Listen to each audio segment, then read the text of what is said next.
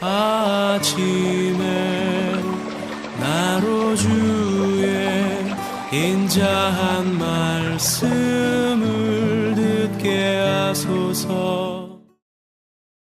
성도 여러분 안녕하세요. 수요일입니다. 오늘도 하나님의 사랑이 여러분들의 삶의 자리에 가득하기를 간절히 소망합니다.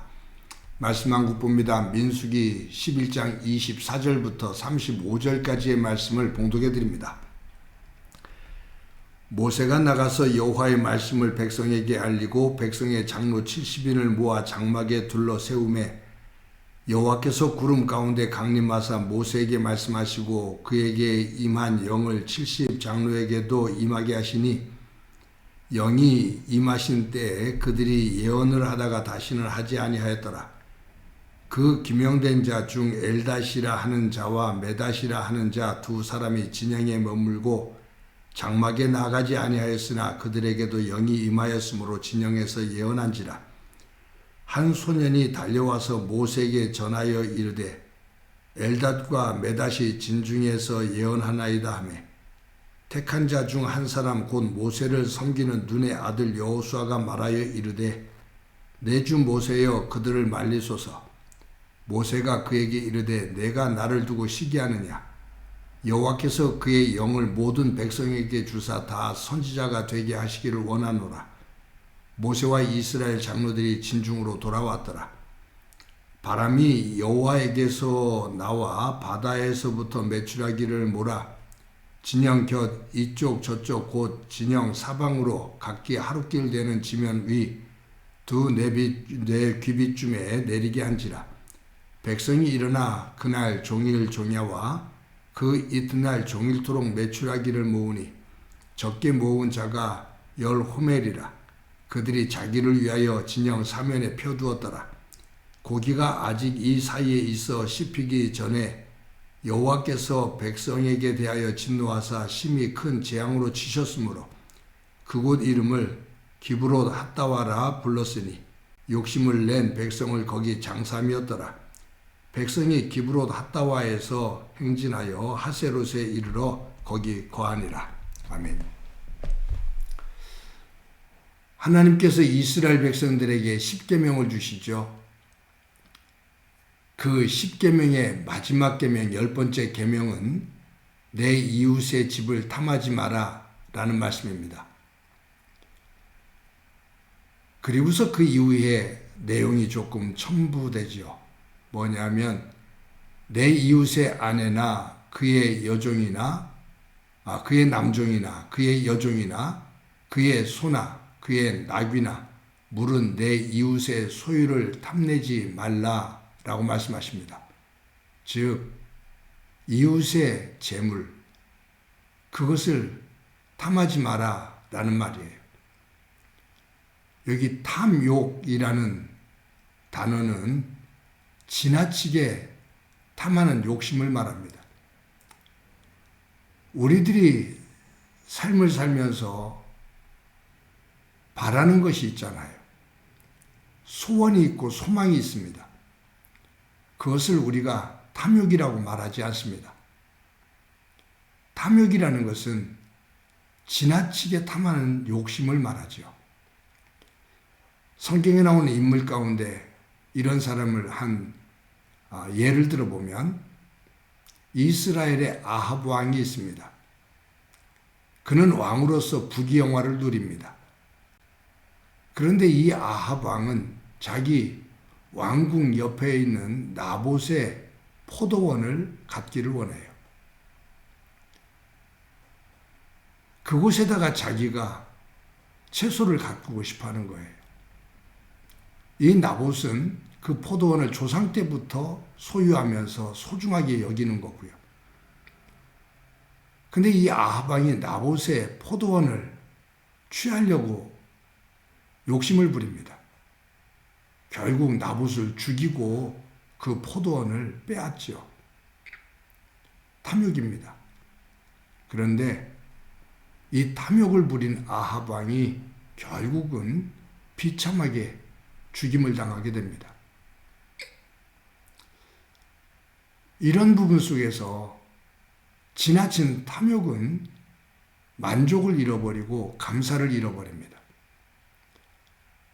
왜냐하면 탐욕은 채워도 만족함이 없기 때문이죠. 그렇기 때문에 이 탐욕은 끝없이 원망과 불평을 만들어냅니다. 민수기 11장 4절에 보면 이스라엘 백성들과 섞여서 애굽에서 나온 다른 인종이, 그러니까 하나님을 믿지 않는 이들이 탐욕을 부립니다.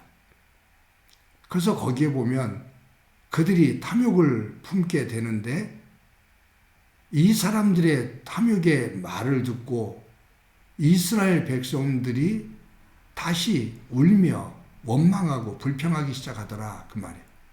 그러니까 이 탐욕은 나쁜 전염성이 굉장히 강합니다. 그들이 원망하면서 불평했던 것이 뭐냐면, 우리가 애굽에서는 고기도 맘대로 먹었고 신선한 야채도 많이 먹었는데 모세를 따라서 애굽에 나와서 우리들이 생고생을 하는 게 아니냐. 우리는 이 박한 영양가 없는 만나만 먹는다 라고 말하면서 끝없이 원망하고 불평을 해요. 그랬을 때 하나님께서 모세가 하나님 앞에 기도를 할 때 내가 너희들이 한 달 동안 고기를 먹을 수 있도록, 너희들이 질릴 때까지 고기를 먹을 수 있도록 내가 그런 상황을 만들겠다라고 말씀하시죠. 그러면서 하나님은 강한 바람을 불게 하셔서 메추라기들을 이 광야에 옮겨오십니다. 진중에 이 메추라기가 셀 수 없이 많이 떨어지죠. 그냥 바닥에 메추라기가 깔리는 겁니다. 그때 이 이스라엘 백성들이 메추라기를 잡아서 주워 담아요. 근데 여기 보면 32절에 보면 이렇게 기록되어 있습니다. 적게 모은 자도 한 호멜이라 그들이 자기를 위하여 진영 사면에 펴두었더라. 이스라엘 백성들이 이 메추라기를 이틀에 걸쳐서 잡아 죽기 시작합니다. 그런데 여기 보면은 적게 모은 자도 10호멜이다 라고 말합니다. 호멜이라는 이 단위는 기본이 뭐냐면 나귀 한 마리가 등에 질 수 있는 양의 무게를 기준으로 했다고 하죠. 그러니까 오늘 본문 이 성경 관주 밑에를 보면 호멜이라고 뭐라고 써 있냐면 한 호멜은 약 220리터라고 기록되어 있습니다. 우리 물병 하나가 2리터짜리, 대형이 2리터짜리잖아요. 생수가. 220리터라면은 이러한 생수가 110개가 있는 거예요. 한 호멜은 생수병, 큰 대형병, 큰 병에 110개의 무게입니다. 무게로 보면 굉장히 큰 무게죠. 이런 것들이 적게 모은 사람이 10호멜, 10호멜이다. 많게 모은 사람은 이건 비교할 수가 없겠죠. 근데 여러분이 이게 왜 문제가 되냐면 이 광야는 뜨거운 날씨이기 때문에 음식이 쉽게 상합니다. 이렇게 많이 거두어도 먹을 수가 없습니다. 그냥 줍는 겁니다. 그냥 모으는 겁니다. 먹을 수 없는데도 다다익선입니다. 분명히 썩을 줄 아는데도 그냥 모아두는 겁니다. 진영 사방에다가 펼쳐둡니다. 그리고 많이 모은 사람은 내가 너보다 더 많이 모았어 라고 말합니다. 그런데 아무리 많이 모아도 곧 썩습니다. 그런데 그냥 탐욕을 부립니다. 지나치게 욕심을 부리는 거죠. 그런데 이들이 메추라기를 잡아서 이제 먹기 시작하는데 하나님께서 그들을 치십니다. 성경에 보면 그들이 이 메추라기를 잡아서 입으로 씹을 때 그 이 사이에 끼기 전에 하나님께서 그들을 치시더라. 그래서 이 이스라엘 진영에서 탐욕을 품고 원망과 불평의 불쏘시의 역할을 했던 이들이 하나님의 진노 속에서 죽임을 당하게 됩니다.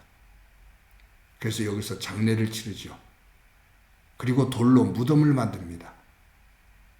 그곳 이름을 뭐라고 이름 지었냐면 기브롯 핫다와 탐욕의 무덤이라고 이름을 지었습니다. 오늘 이 본문 말씀을 중심으로 저와 여러분의 삶을 한번 돌아봅니다. 저와 여러분들의 삶의 자리에 혹시 기브롯 핫다와 탐욕의 무덤은 없는지 이것을 한번 점검합시다. 탐욕을 품기 시작하면 끝없는 원망과 불평이 이어집니다. 지나친 욕심은 나도 죽고 상대방도 죽습니다. 영이 말라버립니다. 그곳은 죽음을 상징하는 무덤이 됩니다. 사랑하는 성도 여러분, 오늘도 하나님께서 저와 여러분들에게 삶의 자리에 허락해 주신 많은 은혜들이 있습니다.